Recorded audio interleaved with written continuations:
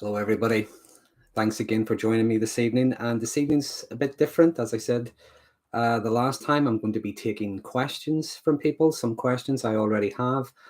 Um, when I'm taking questions, when I'm answering questions, I will try to remind you that I can't really talk about specific cases, specific people. I can't I can't diagnose anybody, so I can't say what something is.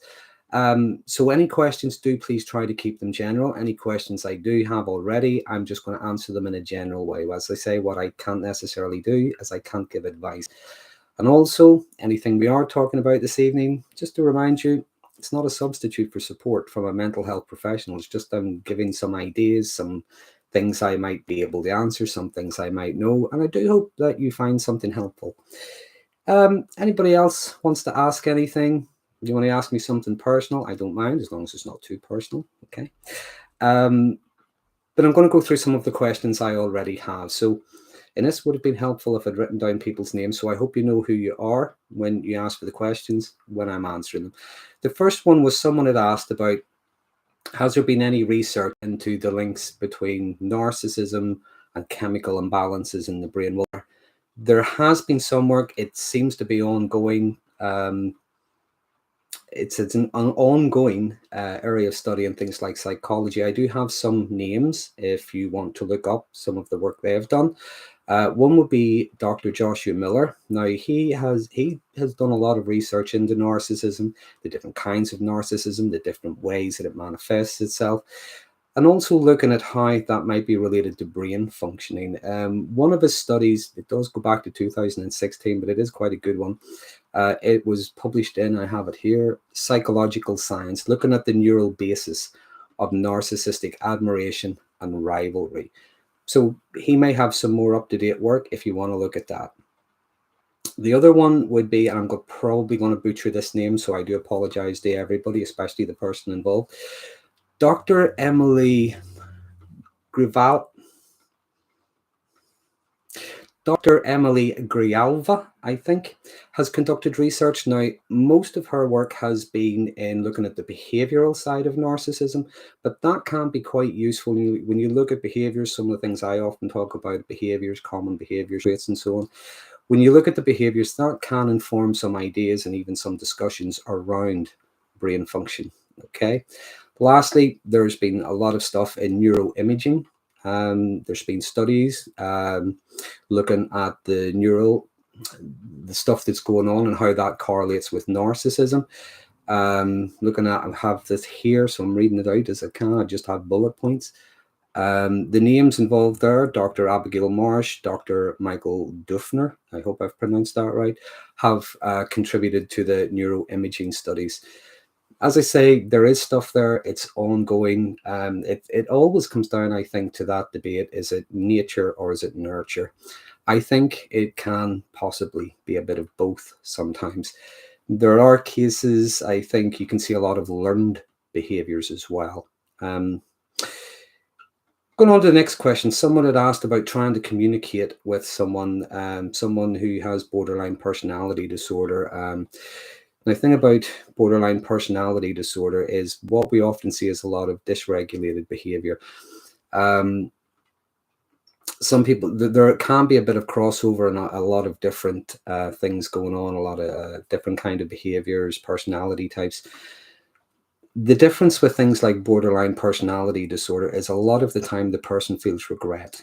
The person feels very sorry for the way they've behaved, their outbursts and so on, but they find it very difficult to regulate. Now, the other thing about borderline personality is in that moment, whenever they are being dysregulated, they feel hurt, they feel frightened, they feel outraged, whatever it is, it can be very difficult for them to process what's going on. So it can be difficult to communicate in those moments, not necessarily difficult to communicate in other moments. As I say, what wouldn't do any harm is to maybe look, there's maybe stuff online about different ways of communicating. Now, what I would say about communicating is, first of all, do a lot of listening, active listening. Pay attention to body language, nuance, tone of voice, things like that. Also, it's very hard to listen whenever we're already thinking in our head of how to answer, how to respond. So we're not really picking up on a lot of things. So maybe try a bit of active listening. Um, let me see, what would I say? Acknowledgement of feelings and so on. Even if there's anger, even if there's outrage or whatever, whenever we acknowledge someone's feelings, we're not necessarily agreeing with them. We're not necessarily telling them that we fully understand what's going on. We're acknowledging this is how it is for them in the moment. It can be a little easier to help work towards some kind of a resolution. And the other thing is what we're hoping for as well. Whenever we engage in things like active listening, whenever we model our behavior in such a way, we're trying to be non-threatening, things like that. What we're hoping for is a gradual change. It's not necessarily going to be a flick of a switch, the push of a button. I don't think there's any combination of a lot of patience. It doesn't do any harm as well. Doesn't do any harm as well is to maybe seek some kind of support for yourself, because it can be emotionally difficult. It can be emotionally draining, especially if this is someone you really care about. So maybe having your own therapist, someone to talk things through with, maybe someone who can help you with your communication and so on. So on to the next one. This is a question, and it's something that I addressed previously about the feelings we have for ex-partners, why we can't stop feeling something for them, why we can't stop caring about them. And I did talk about this in a video. If you want to have a look at that, why I might still have feelings for my ex. But there can be a lot of different reasons, because even if they were a very horrible person, there were still qualities that we found attractive. They might be very funny, they might be intelligent, they might be very resourceful. A lot of things there that we might have found very attractive. They might even be very good looking. It's also hard to separate. Even if it was a very difficult relationship, there were good times. There were good moments. Sometimes when we were in that relationship, we kept hoping for those good moments. And coming out of that, it can be very difficult to untangle that. We can sometimes feel a little bit still enmeshed. But what I would say is there is a difference between caring about and caring for. We can care about someone. We don't really wish them any harm. We don't wish anything bad to happen to them. That's not the same as caring for them. Caring for someone is going to keep trying to do things for them in order to make them better, or in order to make their lives better. But if you remember, when it comes to boundaries, what's mine and what's yours? There is that difference, as I say, between caring about and caring for. It takes a little bit of time, but also having other relationships, and I'm not saying you start dating again, you can if you want, it's entirely up to you. But other relationships, as in healthy friendships, groups, supportive groups, people who listen to you, who validate you, who bring out the best in you. Sometimes the antidote for having been in a very difficult, toxic situation is to try to get yourself into a healthy one. The antidote to, if you will, toxic people are nice people. Okay. Pardon me. So on to the next question, and I will be taking questions as they're coming up here. I do apologize. I don't have a moderator. I do have Freud, but he can't read. He is only a dog after all. It's not his fault, by the way. Don't give him a hard time. Someone had asked the questions how narcissistic people react to shocks, not getting what they deserve, entitlement and so on. Well, there's never a one size fits all. But what I will say is I have a video coming out tomorrow. It's part of that series looking at the different characteristics and traits, some of the less common ones, or the less known ones, less talked about rather. So I'm going to be talking about the vindictive side of narcissism. The reasons, the motivations behind some of their behavior, whenever they become angry, vindictive, vitriolic, and so on. I do hope there's something in that answers you. But to give a specific answer about how one particular person might react to a shock, things not going their way, feeling as if they're cheated or whatever, as I say, it's never really a one size fits all. This is why I need a PA. There's never really a one size fits all. But quite commonly, if you think of the sense of entitlement, if you think of the belief that they are special, they are unique, if you recognize and so on, they can be very highly resistant to criticism. Whenever something like that happens, whenever they feel criticized, whenever they feel they don't get what they deserve, whenever they don't get a prize for just turning up, sometimes this can trigger something in them. Their self-concept has been attacked, and they can react in different ways. Again, you might get a temper tantrum, you might get a sulk, you might get, ostracized, you might be blind, silent treatment, and so on. There's a lot of different things. So hopefully tomorrow's video will be able to help with that.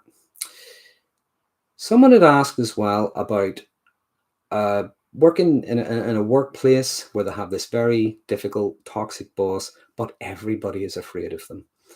Well, how do you manage someone like that? Well, I would say very carefully, especially if they're in a senior position. There are different kinds of bullies in work. Some bullies use the rules. They don't just use their position. They use the rules to bully others, to control them, to manipulate them, to threaten them. Well, this is the thing about rules. They're there for everybody, so those rules would need to apply to them as well. Now, I'll give an example of a friend of mine from many years ago who worked in a place, and I remember her telling me that there was a boss in the place who was just horrible, used bad language, threatened, was, just rubbished everybody's ideas, never gave any praise, stole the credit for their work, but always blamed them when it went wrong. And what she had learned to do through going to not just counselling, but she went to life coaching as well to become more assertive. What she had learned to do was every time they were in a meeting, anytime he said something she didn't like the sound of, she wrote it down in the book. She wrote down her little notebook. It's dated and there's other people present and all that sort of thing. And after a while, other people started doing the same. And these things were going into the minutes of meetings. So they were really not giving them any kind of wriggle room, any kind of threats or whatever. Again, nothing was being acknowledged unless it was being put in writing, unless they were getting emails and things like that. Anything that was said publicly was being, or even in a corridor, was being put down in their diaries. There are different ways of managing bullies, and it really depends on the bully. But the thing about bullies is, it's been my experience anyway, and I'm sure there are exceptions, there always are. Bullies only get away with it because people allow them to. They don't necessarily look for the weakest person in the room. They just look for anybody that they can get away with it with. When they can see they don't get away with it, now, yeah, they might get very angry, they might get very vindictive, they might get all the rest of it, but ultimately, they can't really do much. They really just want someone that is going to be easy to torment. They don't necessarily want someone that's going to put up a struggle. The rules are there. Use the rules, have a look at maybe whatever the guidelines are, codes of conduct, there's human resources and things like that these days. See what information is available. Use what's there. Also, if everybody's terrified, well, it sounds like you're all talking about it, so you all know about it. So there's maybe something could be done there as well. Maybe some kind of collaboration. How do you look after each other? On to the next one. Okay. Managing contact between narcissistic parents and the grandchildren. And this can be a difficult one. First of all, they're grandparents, and grandkids do tend to love to take it from. I know I don't look that old, but actually I'm a granddad myself. Grandkids tend to love getting on with their grandparents. They love the presents, they love the messing about and all that sort of thing. It can be difficult if there is a very toxic relationship, a difficult relationship, a controlling relationship between maybe the parents or the in-laws, whoever they happen to be, and the parents themselves. Now, what you can do is you can make sure they never get to see them, which probably, the grandchildren are going to be a bit confused about that, especially if they're very young. Might not necessarily be that fair on the grandparents either, regardless of their behavior. Unless they're not being too horrible to the kids as well.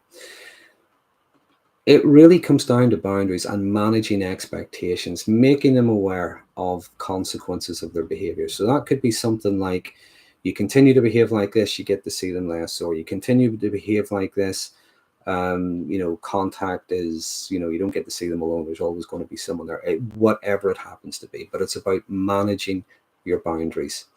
managing their expectations. Now, if indeed they are narcissistic people, they're not going to like boundaries. But the thing about boundaries and consequences are no one seems to like them, but everybody understands them. Okay. Where did we get to? Someone had asked, is it okay to go no contact? Well, there's different things going into that question. I'm just going to answer that line. Is it okay to go no contact? Well, this is something I had been trying to talk about in the previous one, but if you remember, and I hope it's okay tonight, but if you remember, my Wi-Fi was really bad that night. This is one of the downsides of living in the middle of nowhere. Deciding to go no contact, especially with family, can be a very difficult situation. But if it's got to the point where you're even asking that question, there may be very good reason for it. Now, one of the things I'd said before is it can be difficult. It can bring up a lot of guilt because maybe that person is dependent somehow. They might, be struggling somehow, so they might, need help with something. Maybe you're the only person in their life. They might be old, they might be frail. There could be a lot of different things going on. That can bring up a lot of guilt. So whether or not you go no contact or not is really, it's really up to your own conscience. But what I would say is you think about the consequence of going no contact, but you also think about the consequence of not going no contact. Sometimes we just have to choose our consequences. What I would say is the middle way, because again, there are always exceptions. Sometimes the contact we have can be managed contact. It could be only about specific things. It could be, for instance, if two people separate, the only contact they have might be about the children, might be about whatever their separation type agreement is, whatever. So there could be managed contact. Some people use the grey rock method, so they still have some kind of contact, but what they don't do is they don't react. They observe behavior, but they don't absorb it.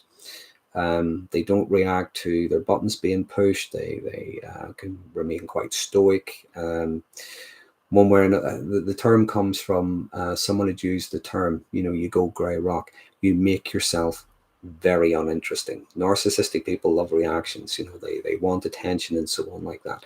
You don't get a lot of attention from a stone, So that could be an option as well. But ultimately, whether you go no contact or not is really up to you. It's up to your conscience. If you do decide it, some people benefit from a bit of help, bit of advice. Again, you might want to speak directly to a therapist or maybe a life coach, go into a support group or whatever, or maybe talk to others who are thinking about the same thing or have done the same thing.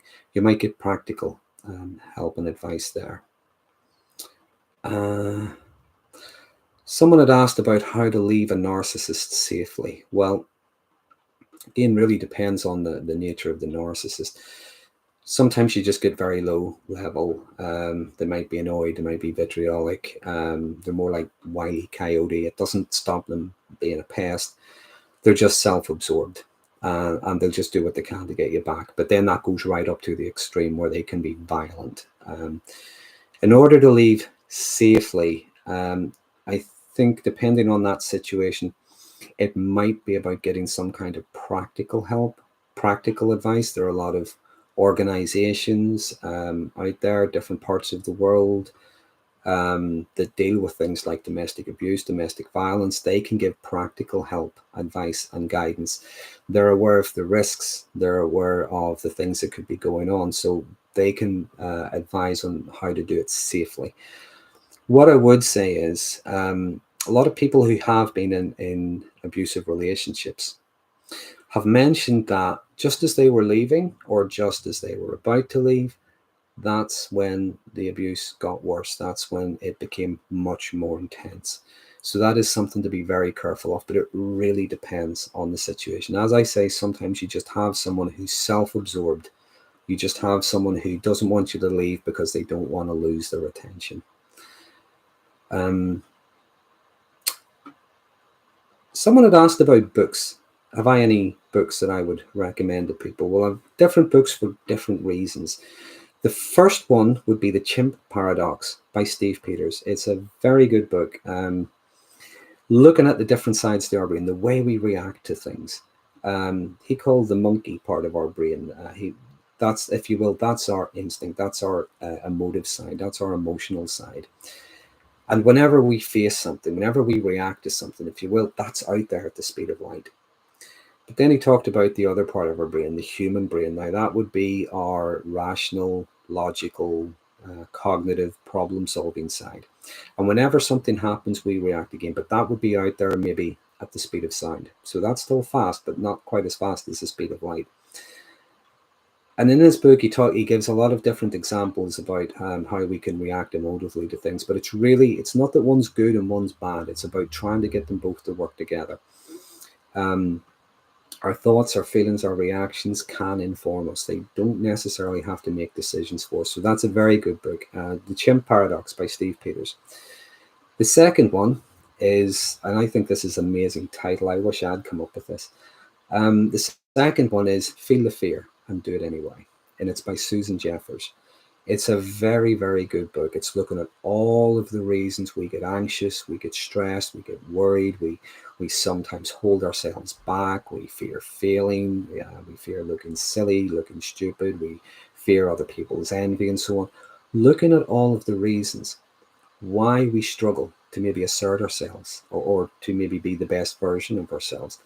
I don't want to ruin the book for you because it's really, really good. But as I say, she gives really, really good examples and very good ideas of how to overcome this fear. So as I say, it's an amazing title. Feel the fear, do it anyway. That being said, within reason, of course. The last one is about assertiveness, and this would be my favorite book when it comes to self-help kind of books. The reason it's one of my favorites is because it's written in very simple, plain language. There's no convoluted psychobabble or anything. It's just really, really good. It's called How to Stand Up for Yourself. Even a simple title, How to Stand Up for Yourself. And it's by Paul Hawke. He talks about all of the different reasons why we don't assert ourselves. Again, we fear looking stupid. We fear being the villain. We fear being rejected. We fear things are going to get worse. He gives really good examples of real life situations, things I think all of us could identify with. But what he reinforces throughout the book about us struggling to stand up for ourselves, what he reinforces, which I think is wonderful, is of course you're going to fail. You're supposed to fail. We all fail. No one ever succeeds 100% at everything. You know, sometimes maybe getting 50% of what you want is a hell of a lot better than 100% of nothing.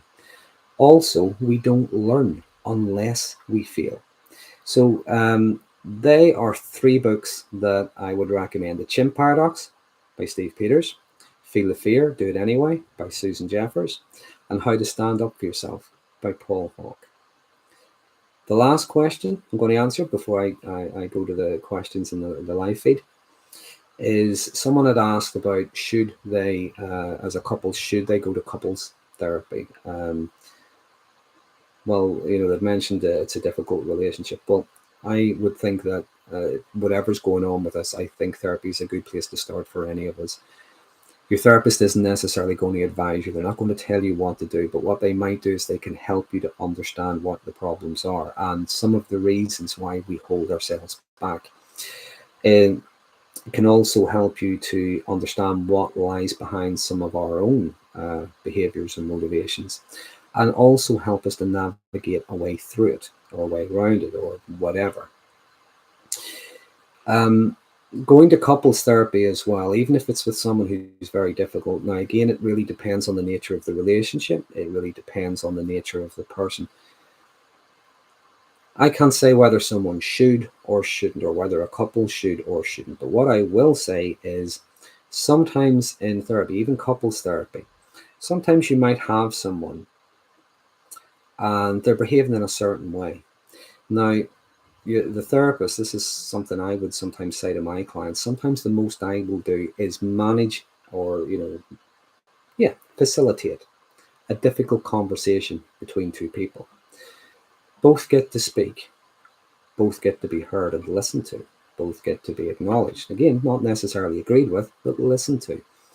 And sometimes in couples therapy, if someone is behaving in a certain way and they actually get to hear the impact of their behavior, especially in front of an impartial person, The consequences of that behavior and how that might even end their relationship. Sometimes, it's almost like the penny drops. They realize something has to change. Other times you might get someone and it's not my problem, it's all them, this has nothing to do with me. So really it depends on the nature of the person and what's going on with them. But therapy, personal therapy even, is usually a good place to start. The other thing about couples therapy is it's not always about helping two people to stay together. Sometimes it is. Sometimes it could be something's not working, so something has to change, something has to be better. Sometimes in couples therapy, two people might be exploring whether or not they should stay together, whether it's worth them staying together. Maybe the relationship has run its course. It could be any number of reasons. And sometimes, even in couples therapy, two people could be working through, if it is the end of the relationship, it's how do they separate amicably, as painlessly as possible. How do they do it in a way where the kids are, it's in the best interest of the children. They're not overly affected by whatever the breakup is. So they were the questions that I had already, just to get them out of the way. I hope I was able to answer them, but now I'm going to have a look at some of the questions here. Hello, on my way. Hello, Noel. Hello, Sixth Sense Amelia. Hello, basketball fan. Polly, Sherry. Healing is done in bits and bits. Even if I tried, there's no way I could handle it all at once. Am I on the right path? Healing, there is no shortcut to healing. You don't just it's not a push of a button. It's not a magic pill. Healing is, recovery, whatever term you want to use. I often think of it as a journey. And it might not necessarily be a journey with a specific destination. But what it certainly isn't is it's not a mad dash to a finish line. It's not a sprint. It's a journey. If you think of life being a journey, we continually grow, we continually develop, we change our mind about things, we change our taste in things. Recovery can be the same. We learn what works and we build on it, but we also learn from what hasn't worked or what doesn't work. We don't necessarily see that as a failure. What we do is we learn to rule that out. When we learn something doesn't work, we know to change direction, to try something else. So healing is a bit at a time. What I often say to people is to pay attention to those little bits, because sometimes we miss them. The little bit at a time could be what really bothered us or triggered us 6 months ago, a year ago. We might not have noticed it. Either that, or all it does is make us grind our teeth for a second, and then we go back to doing what we're doing. So there's some kind of movement. Another movement could be we have changed things. We are maybe now doing things in our own interest. We are applying for the job that we want. We are watching the movies that we like. We're maybe listening to the music that we like. We're experimenting with different things, different kinds of music, different kinds of movies. We might be experimenting with our diet, trying different kinds of food. These little things are a little bit at a time, but sometimes we don't notice them. Our friendships start to develop as well. Maybe we have made new friends, maybe we have reconnected with old friends. And even the way we interact with our friends can change. Not necessarily that we're overly cautious or whatever. If we pay attention, we might actually be a little bit more relaxed. We're laughing a bit more. We're laughing at the absurdity of life, whatever it happens to be. Pay attention to those little small bits, because they're, if you will, that's our journey. That's as we keep going.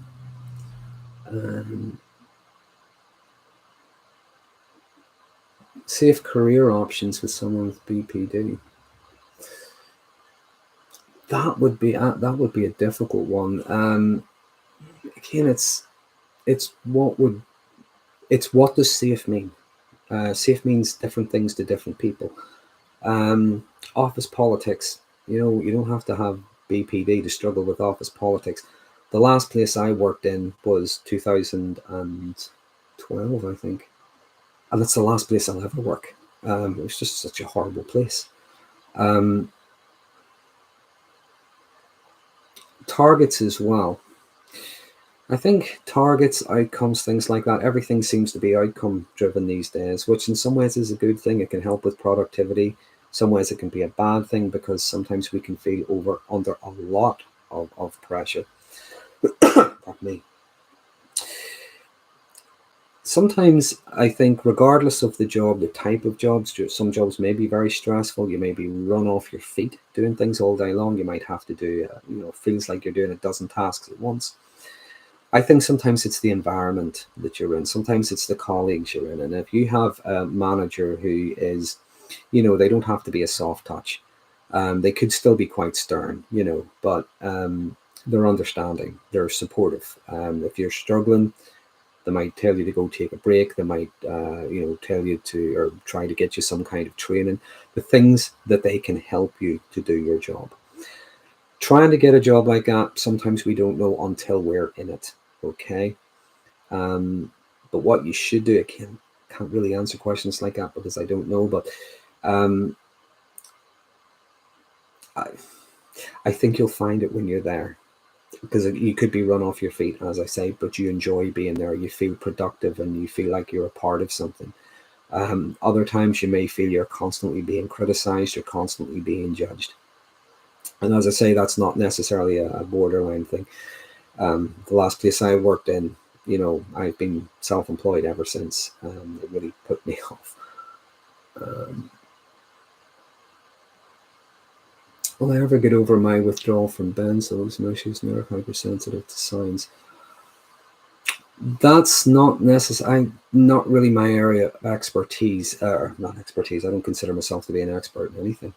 I don't really know enough about things like benzos, drugs, alcohol. I'm familiar with addiction. I work with addiction. It's the different things some of these things do, the impact that they have.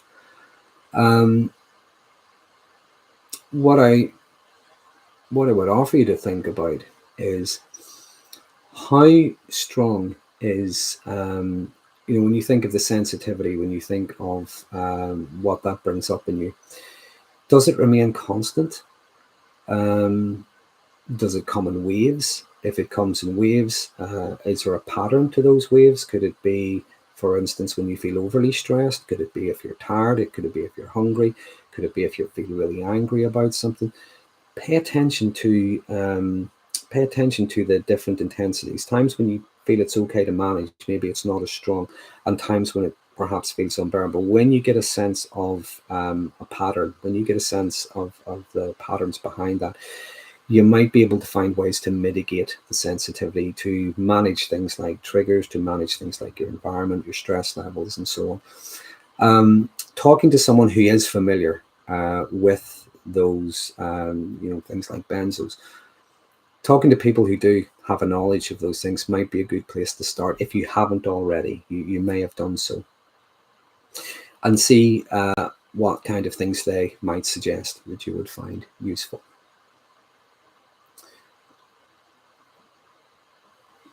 Narcissist in my life will verbally go at me until I cry.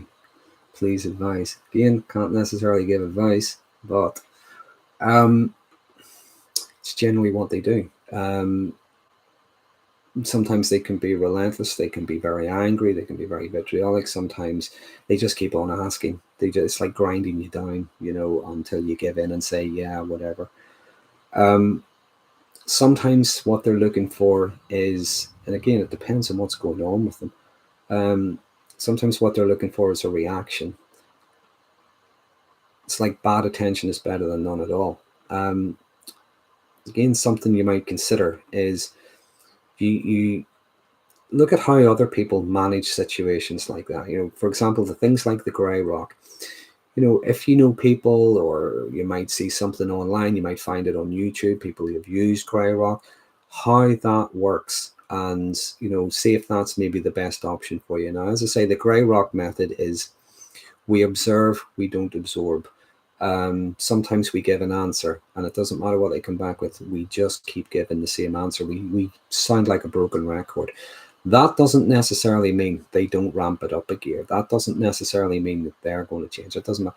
But what you're trying to do is you're just trying to keep yourself, safe. You're trying to keep yourself, if you will, whatever it is they come up with, it's like it misses and hits the wall. Okay. Where go?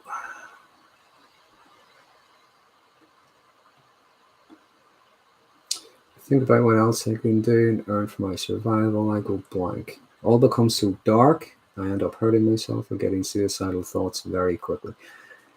Give me a break. I wasn't telling you to give me a break. That's your name. That's what it says. When we have thoughts of life not worth living, be very careful I say this, everybody's different. A lot of the time, it's not that I don't want to be here. It's not that I don't want to live. Sometimes it's I'm sick and tired of putting up with this. If that's the case, then maybe, and again, speaking to a therapist can really benefit you with this. It's understanding some of your triggers. It's understanding the things that are going on with you, learning to manage them a bit differently, becoming a bit more informed, learning to respond rather than react. There's different approaches. CBT, people find that helpful. There's a solution-focused approach. I wouldn't use a lot of that, but I do use some elements of that. I think it's important to not just look at people's issues, their difficulties, but also pay attention to their strengths, their opportunities, their resources, their support network. When you start to look at those things, sometimes the difficulties we'll have can seem a little bit easier to navigate. But if you are having thoughts like that, wherever it is you are in the world, there's probably some kind of helpline available. I know where I am, there's one or two in the UK and so on. In other parts of the world, I'm sure they have the same thing. When you ring the line, there's usually someone at the end of it who can help talk you through whatever it is you're going through. They might even be able to offer you some kind of counselling support. When we talk through whatever it is we're struggling with, I often think, and this is the sci-fi nerd in me, human beings have a head like a TARDIS. In other words, it is so much bigger on the inside. When these things are internalized, they just become so much bigger and they seem to leak into other areas. And before you know it, we're catastrophizing, we're assuming the worst. We're thinking there's maybe no way out of this. Well, sometimes the question might be the way out of it. Sometimes it might be the best way through it. Sometimes it might mean lifestyle change. It could be a change in the environment we're in. There's a lot of different things. But our options are not always, let me put it, we're not always as helpless and as powerless as we are led to believe. Sometimes we have more autonomy, we have more resources, we have more agency than we give ourselves credit for. I would encourage you to maybe talk to someone, talk to them, talk to a therapist, get some idea, some kind of help. Okay. Do narcissists experience paranoia and symptoms of psychosis like auditory hallucinations? Again, it really depends. It's not a one-size-fits-all. Hallucinations. Again, it really depends. It's not a one-size-fits-all. Some people do. They don't necessarily have to be narcissistic. But there can be what's known as comorbidity. In other words, someone can have more than one thing going on. In fact, when you look at things like the dark personality, the dark triad, they're not actual clinical diagnosis, but they're very strong traits of three different things. There's psychopathy, there's Machiavellianism, and there's narcissism. So there's three things happening at once. So there can be comorbidities.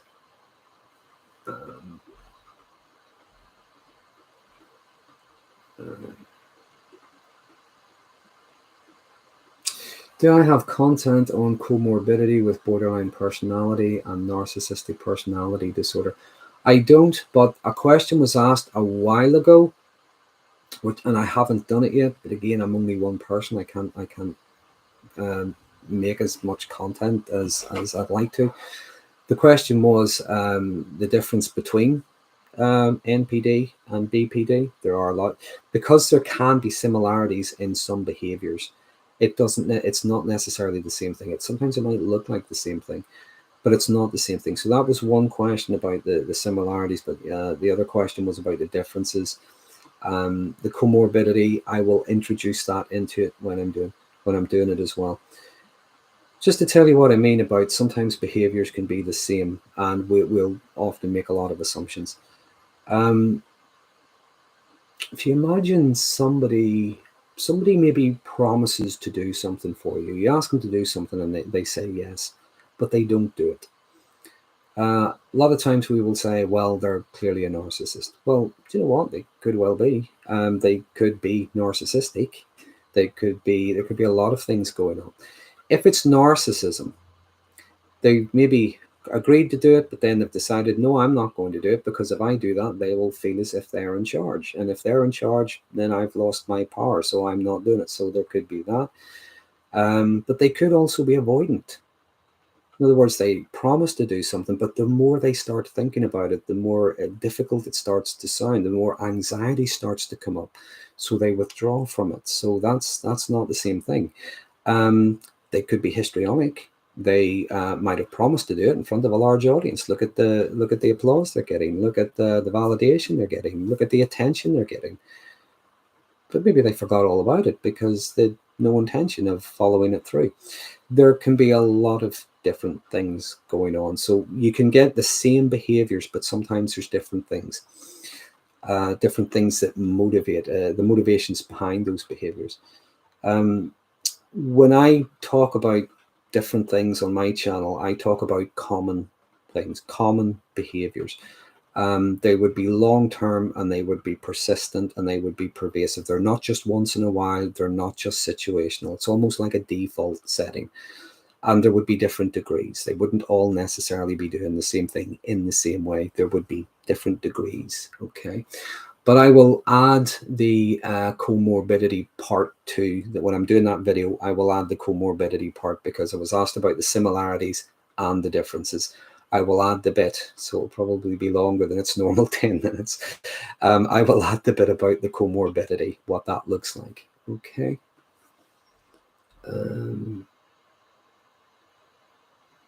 How do I protect my kids from a narcissist we can't get away from? Aaron, not really knowing the situation, not really knowing what's going on. It's not really something I can answer. What I would say is where you are, where is it? Texas. There might be things there. There might be resources there. There might be organizations there that maybe can advise you. As I say, in a lot of different areas, there are professional organizations that can specifically help and give practical help and advice and guidance, things that certainly I can't do. It's the thing about therapists, by the way. Therapists don't give advice. The only advice I ever give is don't ask me for advice. But talk to those who can give practical advice and guidance. And this is the thing as well. You see, if you do ring somebody or you do email someone and they're not able to help you, it doesn't do any harm to ask them, well, who could? Because they might know an organization or whatever that could. They could be, working with them. There could be a database or something similar. So they might know somebody or something, some kind of organization that might be able to help specifically. Doesn't do any harm to ask. Where are we getting to now? How do I grieve for the death of my strange, toxic, narcissistic mother? Pardon me. How do you grieve for anybody? Grief is one of those things that, again, there's no shortcut. There's no shortcut to the healing. And grief affects it, although there are similarities, it affects us all differently. And the thing about a parent is, even if it was a very difficult parent we have a very difficult relationship with, we have to remember they had been there from the very beginning.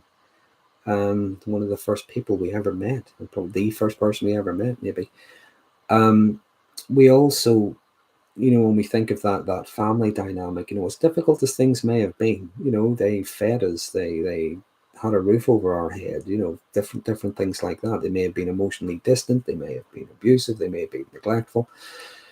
But it's hard to sometimes untangle that relationship, especially a family relationship. Now, I often think that what we're doing, again, this could include the breakup of a relationship with someone, maybe a narcissistic person in a relationship.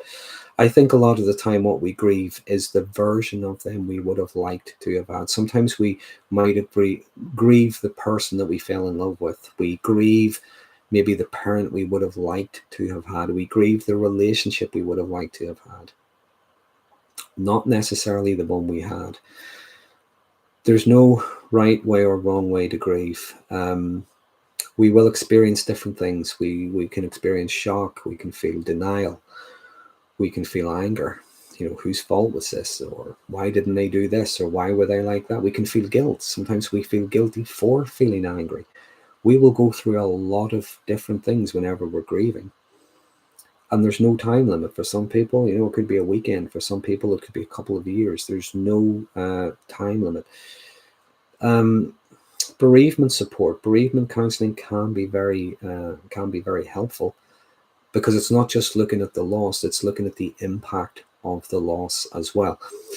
Sometimes when we lose someone, there are a lot of things left unsaid. There's a lot of things we didn't get to say, things we would have liked to have put right, things we would have liked to have addressed. We're not necessarily going to get that. So there's a lot of different things going on there. But what I would say is, if you're grieving someone, and I would say this to anybody that's struggling with anything, if you step out of yourself just for a moment and you imagine someone you know very well, a really good friend, a close friend, whatever, they're going through the same thing you're going through. Well, you think about, how would you treat them? You think about, what support would you give them? You think about, what advice would you give them? You think about how compassionate you might be towards them, how patient you might be towards them. And then imagine, what would that feel like if you just turned a little of that inwards?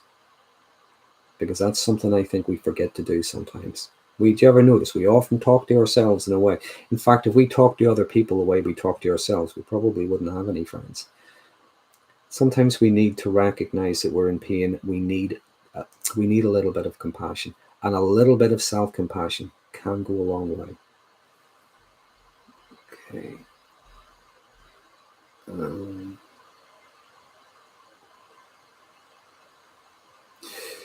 find highly sensitive people prevent absorbing other people's negative emotions, energies like a sponge. Build some kind of protective shield around our psyche. It's exhausting. Okay, and Mariana, if I've pronounced that right. Think about what I was saying earlier about the difference between caring about and caring for. Now, it's not that we don't necessarily absorb.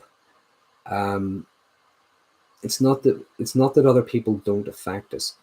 But when we think of our boundaries, remember what's mine and what's yours. Okay, we can care about, we don't necessarily have to care for. We can have compassion. We can have sympathy. We can, we can have empathy. We can have all of those things.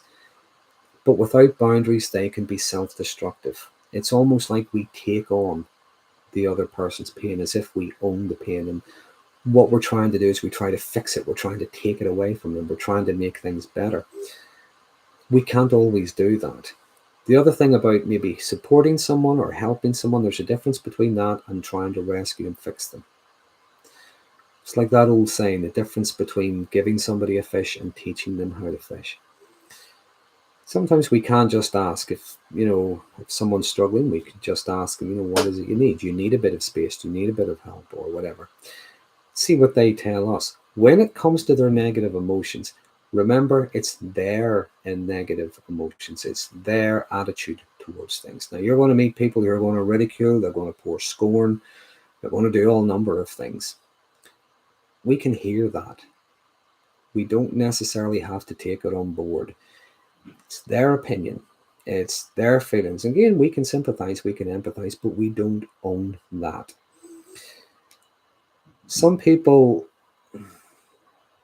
There are some people in this is not a nice way of putting this, but there are some people in this world, they're just like emotional vacuum cleaners. They just want to suck all the joy out of the room. They want to just suck all the joy out of other people's lives.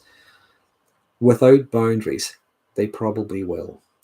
So when we recognize this is their stuff, doesn't mean we don't care about them. Doesn't mean that we're not interested. Doesn't mean we wouldn't like them to have a better life or be a better version of themselves. But we realize it's maybe up to them. Okay? It's not for us. Not for us to do it for them, rather. Okay. Reflect on the patient understanding.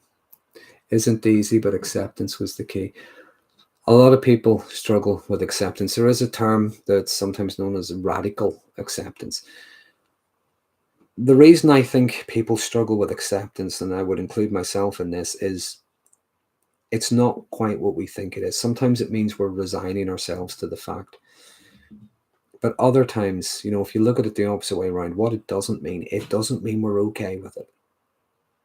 Acceptance doesn't mean we're okay with it. It doesn't mean we're fine with it. It doesn't mean it doesn't hurt. It doesn't mean it didn't happen. It doesn't mean any of those things. Acceptance, and again, thinking of that term, radical acceptance, is we're acknowledging it is what it is. Now, the thing about acceptance, and I've said this before on a live stream, the two Carls in my life that have influenced me in the work that I do. Carl Rogers talked about, when I accept myself just the way I am now free to begin to change. In other words, I'm not kicking against it anymore. I'm not in denial. We're now free to change something. We can accept that another person is not for changing. That's them. That's who they are. When we accept that, we're going to stop trying. We're going to stop trying to do that. We might focus a bit more on ourselves, on our own boundaries, on things in our own best interest. But acceptance, the other thing about acceptance is it's not always something we're going to get to straight away, because sometimes we have a lot of things to process. We have a lot of things to get through. We have a lot of things to figure out before we get to that. And that's not necessarily a bad thing. It can be easier with support. The support of other people can be easier with the support of a therapist. It can be easier with the support of information on whatever it is we're struggling with. I always say, knowledge is power. Let me see. Is it worth attempting couples therapy or any other way to save a relationship with a CN? CN? Oh, covert narcissist. Or just move on. We have children, we're sending up. I'm wondering, are you the person that asked earlier? Because it is something I'd said about sometimes our own therapy is something to maybe look at. But even going to couples therapy, a couple can decide together in the therapy, is the relationship, is it worth fighting for? Is it worth staying in? Or is it maybe about how to maybe try to end it amicably? Again, everybody's different. Sometimes you might find someone who just digs their heels in. It's not me, it's everybody else. It's the world's fault. But other times you might get someone and they're in therapy, and when they get to hear the impact of the behavior and the possibility that the relationship could end, sometimes that could be the incentive they need. Something has to change there. I need to take some kind of responsibility here. Everybody's different. It's never, as I say, it's never really a one size fits all.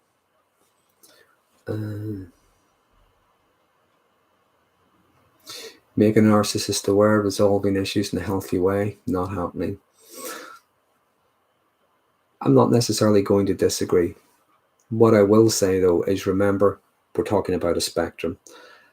Some people can have narcissistic traits. In fact, we all have some level of narcissism, healthy levels.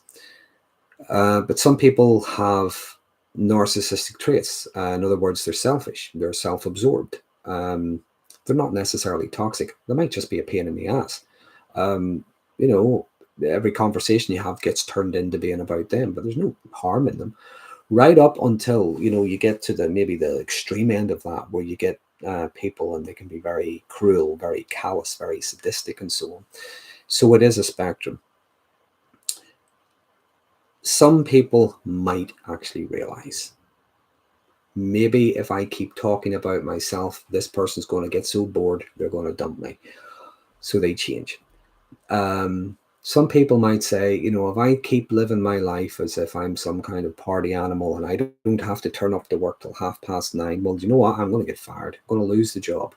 I'm not going to get that promotion. There could be a lot of things. So again, they might take some kind of responsibility.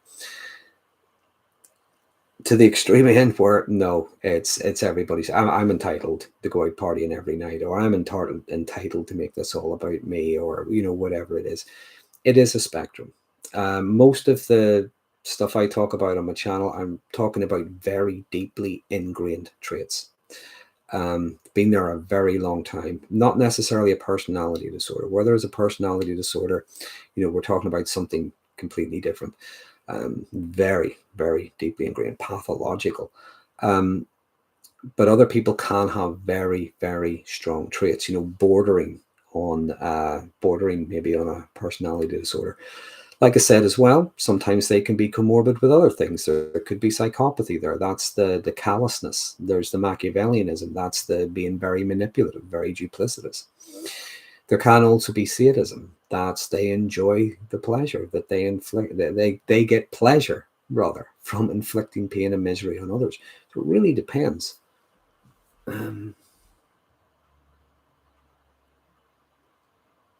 Thanks for the answer about shock. Tuning in to address this tomorrow. Yep, no problem. I hope you do find something useful in that.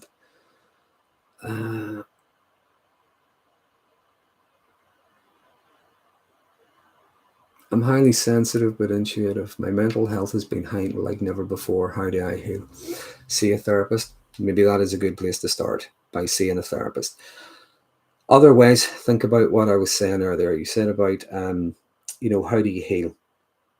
First of all, you take a lot of time. You show yourself a lot of self-compassion. Things like self-care, self-nurturing, things like that. The things that are in your own best interest. Engaging, or rather taking part in, developing, maintaining new healthy relationships. People who will bring out the best in you. People who are not necessarily going to be a threat to you. At the same time, not necessarily people who are just going to maybe collude with you, or just going to agree with everything you say. Sometimes we do need to be challenged. We do need to see maybe a different perspective, but they can do it in maybe a very reasonable way. They can do it in a very gentle way. And healing, as I say, is a process. It's a journey. You pay attention to the little things along the way. You might still be struggling, and you might not be where you would like to be just yet, but it doesn't necessarily mean that you're not getting there. It can be a piece at a time. It could be an hour at a time. It could be a day at a time. Whatever it is, it's just that little piece at a time. You pay attention to the exceptions from whenever you're feeling overly distressed. Pay attention to the exceptions whenever you're feeling hypervigilant and so on. You pay attention to the times when maybe you do feel a little calmer, a little relaxed, and a bit more confident. When you pay attention to those times, you look at what's different and you try to build on those. So I often say, whenever it is we're struggling with, it's not always a question of what gets me out of this or what takes this away. Sometimes the question is either what helps me get through it, or just what makes it just that little bit easier. That little bit easier doesn't have to be anything grandiose or extravagant. That little bit easier, it could be something easy, just like a hot bath. It could be a walk. It could be playing with a dog. It could be anything. Just those little things that can help make whatever it is you're struggling with just that little bit easier. Not take it away, but just make it a little bit easier.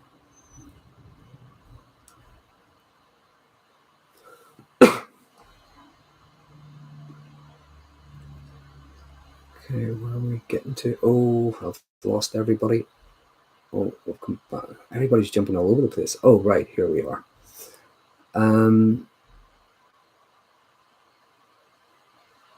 Everyone's prone to going back to old behavior and habits.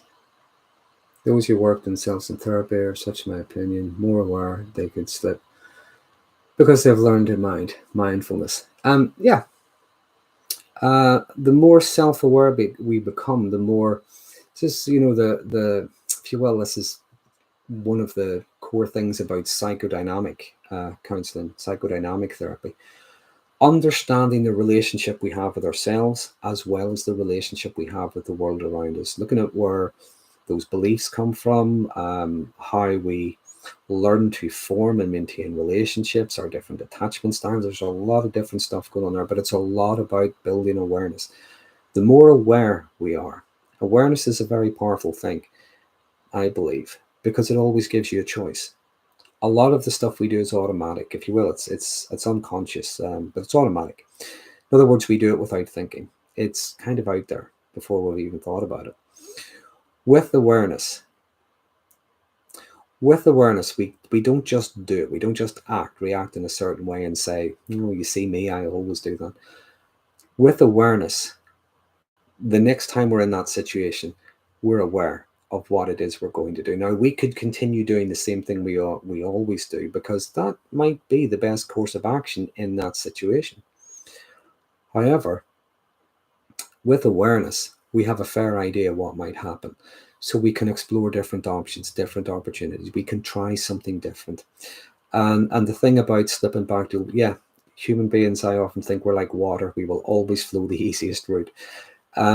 It takes, I think, a lot of self-discipline. It takes practice to maybe keep trying new things, to keep whatever our new way of changing is, our new way of being.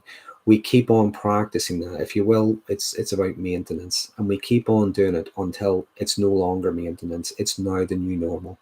Now, it doesn't mean we don't slip back once in a while, but again, with our awareness, we can take responsibility, and we can either change direction, change what it is we're doing, or whatever it is. Again, we have more control than sometimes we give ourselves credit for, or as other people, might claim we have. We have a lot more control than sometimes people would say we have. I'm coming to the end now. I'm running out of time, so let me see, where do we get to? Transforming behavior is a lifelong commitment. I don't think a 1 year, 3 year stint of therapy will fix anyone for good. You have to practice self-therapy all throughout your life. Okay, I would agree with that, but I'm going to add a caveat. I'm a therapist, and I've never fixed anyone in my life. That's not what I do.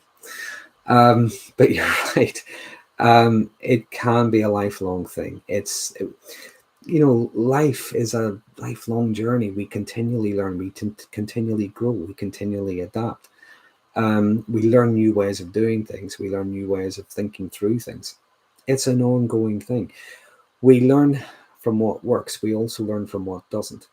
When we learn something doesn't work, we stop doing it. We start doing the things that do work. Patricia, thank you, Darren. You're very welcome, Patricia. I hope you find something helpful this evening.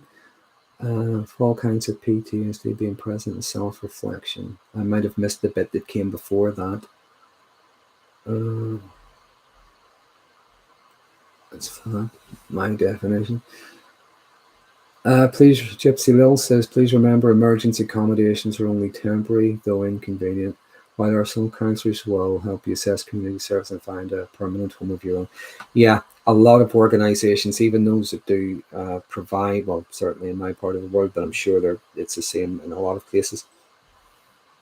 Even if you find yourself in emergency accommodation, you usually find support staff there that can help people try to get into some kind of permanent residence. You're right. And a lot of places that do that sheltered accommodation and so on, they can help with a lot of different things, because they're aware of all of the things that come up whenever people are fleeing domestic violence, domestic abuse, and so on. Have I covered the topic of CPTSD and personality disorders in your content? I did do a video on complex post-traumatic stress disorder.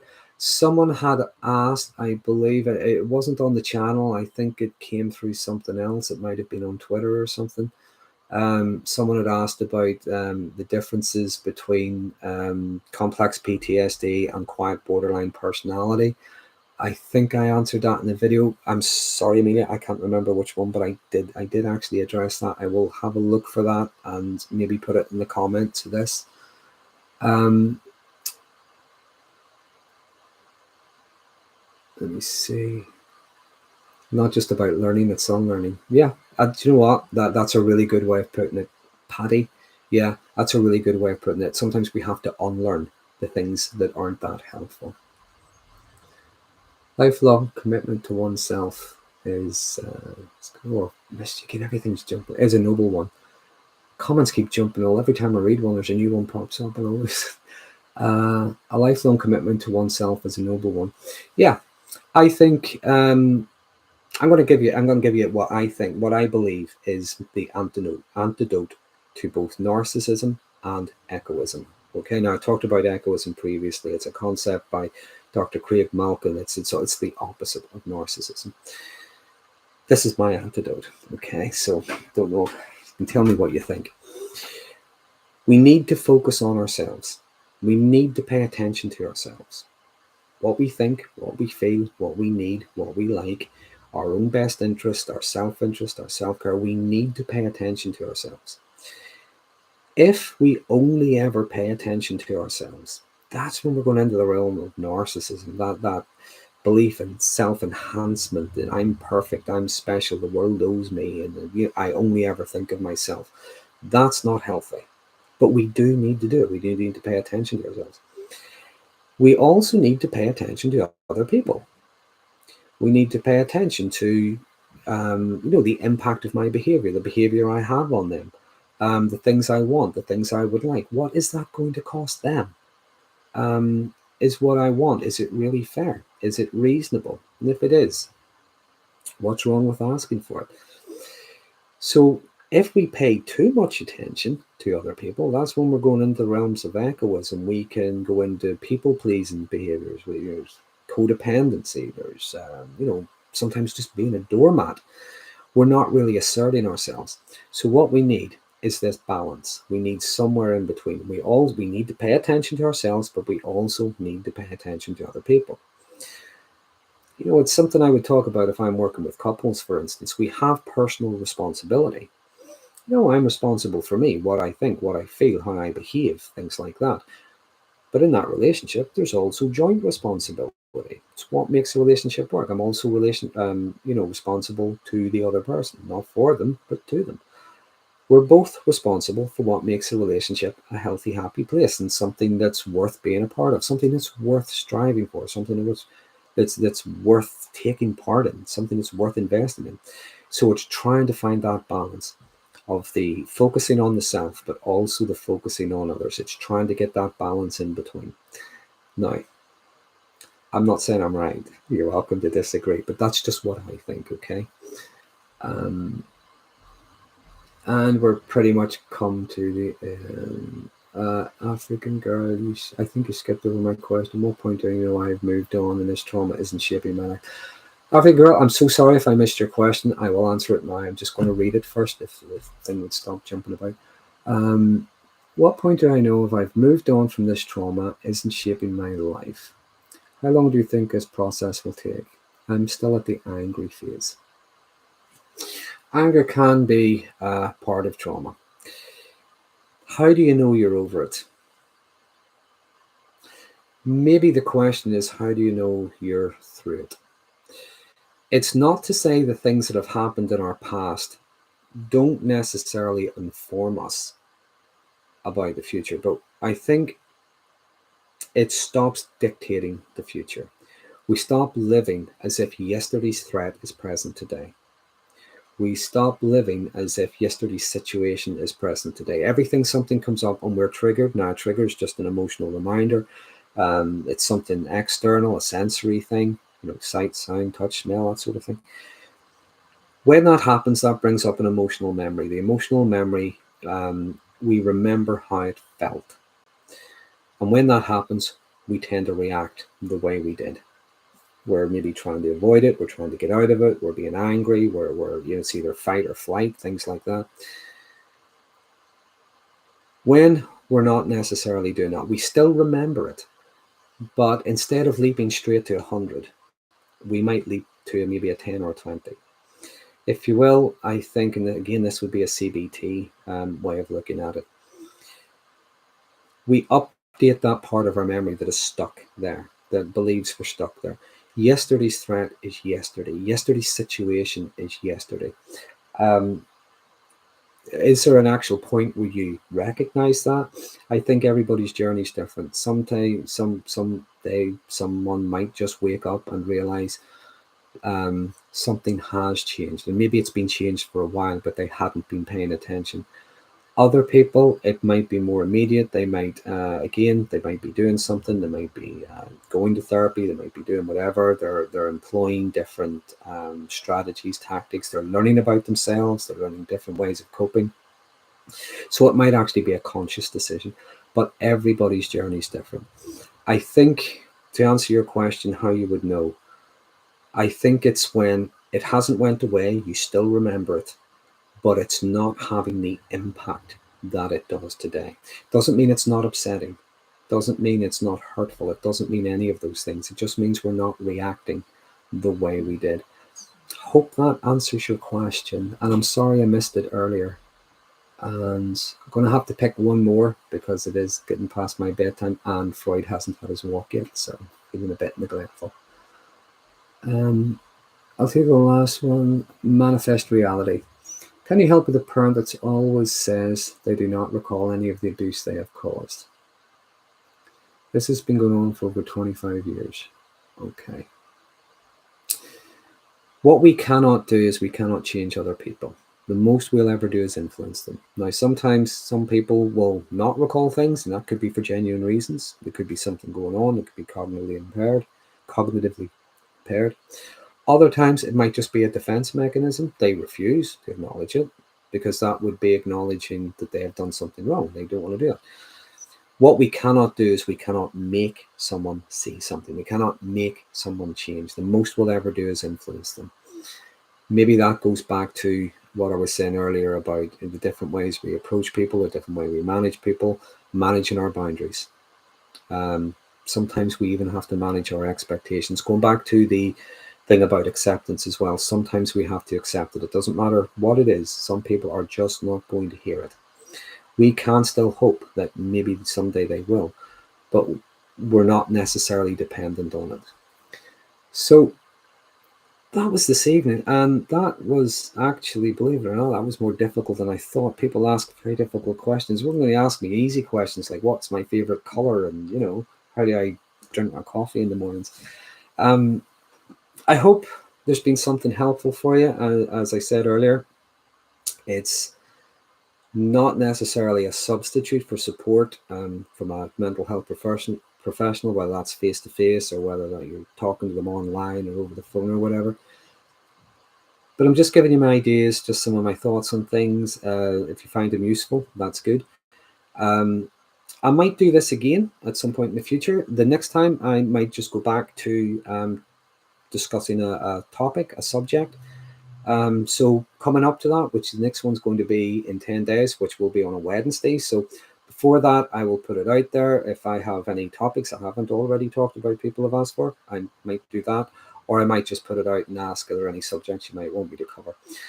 I will, of course, as I say, maybe do this again at some point in the future. Do please remember, though, I can't really answer specific questions, especially about specific people. I can only be general, and I can't actually give specific advice either. So try to keep general questions general in the future. And until next time, thanks for watching. And as I say, tomorrow evening, 6 p.m., video will be going out looking at the vindictive side of narcissism. So as I say, I hope you find something helpful there. Until next time, thanks for watching, and I'll see you then. Bye now.